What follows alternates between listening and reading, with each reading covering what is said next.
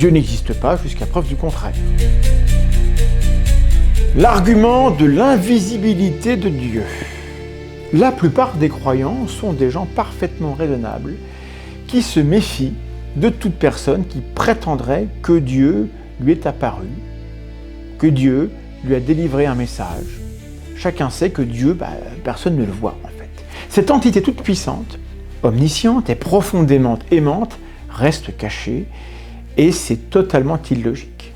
Un Dieu qui désirerait une relation avec ses créatures devrait se rendre évident, sans aucune ambiguïté. Pourtant, des milliards de personnes sont sincèrement athées ou agnostiques, non par rejet, mais faute de preuves suffisantes.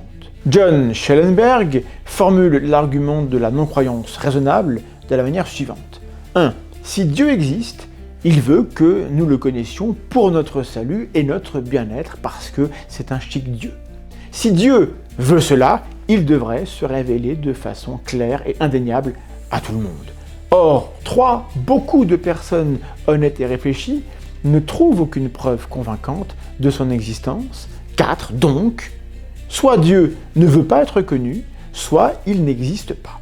Les croyants avancent souvent l'idée d'un test de la foi ou du libre arbitre, mais pourquoi un Dieu d'amour voudrait-il laisser les gens dans l'ignorance ?